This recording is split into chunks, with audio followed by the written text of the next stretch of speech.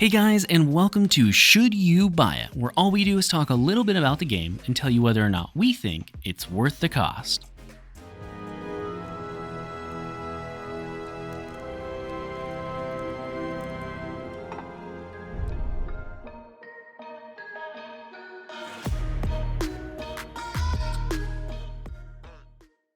In this episode, we'll be playing Halls of Torment, the top-down dark fantasy bullet hell game where you will collect treasure, equipment, and unlock new heroes in an attempt to conquer the infinitely deep Halls of Torment. Now, the first question that we always cover in these videos is what stage of development is the game in?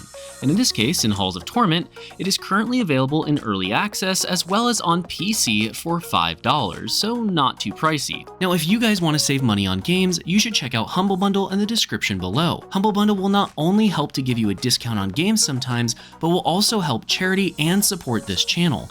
Everything you purchase on Humble Bundle will go towards helping a charity, helping our channel, and giving you some kind of a discount if there's a discount running on that game, which they have tons of discounts that Steam does not all the time. And again, if you want to save money, just check out Humble Bundle down below by clicking the link. But what exactly is the game? Well, Halls of Torment is a dark fantasy game with an in-depth progression system and mechanics to boot. It also takes heavy inspiration from other similar titles such as Vampire Survivors. One of the things that most prominently stands out about Halls of Torment, though, is that it requires a bit more skill than your standard Vampire Survivors copycat game might.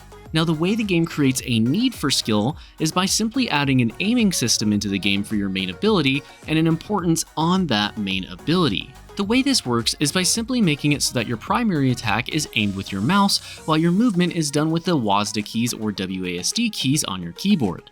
This makes it so that you're constantly having to be aware of your surroundings, while also heavily focusing on making sure to hit enemies consistently, otherwise you'll be overwhelmed. Now, it's important to also note here that if you want, you can turn on an auto-aim system that will automatically attack the closest enemy. But as you will quickly find out through playing the game, this will just not last long, as once you get to the later stages, if you're just targeting the closest enemy, you are just gonna die. There's almost always too many enemies on the screen for you to be able to kill all of them, unlike something like Vampire Survivors, which I know I'm referencing a lot here, but just know that in that game, you can actually stand still for a lot of the late game, where in this game, you have to constantly be moving if you don't want to die. The way they accomplish this is by instituting two main mechanics into the game. The first is that the farther into the round you get, the more creatures will spawn, and again, you cannot possibly kill them. This is set up in such a way that unless you have some really broken build, you are just going to be overwhelmed and unable to DPS them all down. Therefore, you'll have to dig tunnels through the mobs by killing the ones directly in front of you in some cases, or killing a specific enemy type, which we'll talk about here in just a second, in order to stay alive. Now, when we're talking about enemies, it's important to note that some of them are more unique than others. For an example, there are bosses that are introduced into the game that have several different mechanics you'll have to be aware of, otherwise they can be extremely punishing. Some of them will even try to hide in the hordes of zombies and other creatures trying to attack you in order to make it harder for you to get close enough to deal damage, while also making sure that you don't take hits from them as well. For an example of some of the more unique regular enemies, I'm going to use the hound-like enemy that will spawn on your screen and closes the gap in a kind of swirly circle pattern. This means that if you just auto-aim at the closest thing, you simply won't clear them out fast enough in the direction you're moving in order to create a gap for you to get through. Now, there are a lot more creatures with a lot more unique mechanics in this game, but overall, all of this adds another layer of depth and skill required for you to be able to take down the dungeon and grind your way to the top. Luckily though, even if you are bad at the game, eventually you'll be able to start unlocking equipment, characters, base stat increases, and potions in order to help you out in your fight against the ridiculously insane amount of enemies you're going to be facing.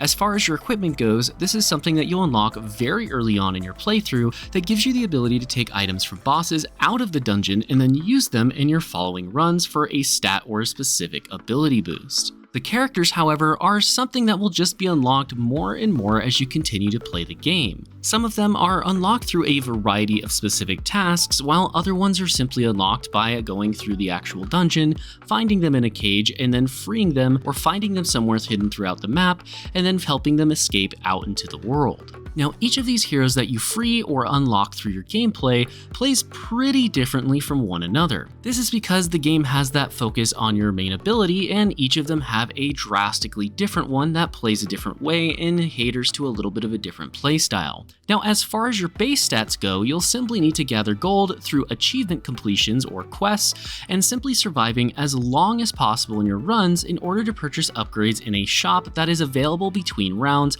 in the same sense that it might be again in a game like Vampire Survivors. Lastly, there are potions, which are only unlocked after about 4 to 5 hours of gameplay and offer a variety of different buffs and usages, such as being able to re-roll the upgrades that are available to you when you level up mid-game. Alrighty, now let's move over to the pros and cons section for the video. First up for the pros is that this game is very simple, yet also very challenging. This means that it's fun right away, but the more you play and the more you understand about it, the more challenging and in-depth the game becomes. Next is that the progression is meaningful and feels like a breath of fresh air. Many games of similar playstyles to this one are just going to have some basic upgrades and simply require that you grind out the game in order to unlock them for those stat increases or whatever other form of basic upgrades they have.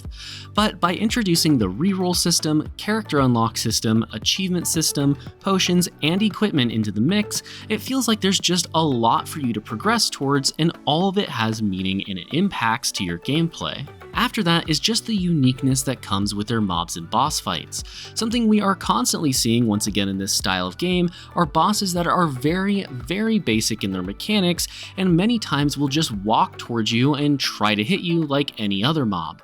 And then they also have their regular mobs, which are just kind of reskinned versions of other mobs they already are using, with maybe slightly different HP and damage pools. Well, thankfully in this game, while it does have a few reskin mobs here and there, it doesn't have a whole ton of them, and the bosses feel like actual boss encounters that require you to play well if you want to survive, which is something that is just really nice to see when we've been dealing with all of these really basic janky bosses in the past. Finally, is that the game's achievement system or quest system feels like it gives you something meaningful to work towards every time you play, even if that is some kind of a side quest that's just going to progress your overall account. By simply having side goals to accomplish within the game, it makes you play a little different when you want to accomplish them, and therefore helps to keep things fresh. And now for the cons. First up for the cons is that the graphics in this game are pretty bad. It looks like it's from the 90s at best, and the reality is it's just lacking in this field. There's not a whole lot to really say about it,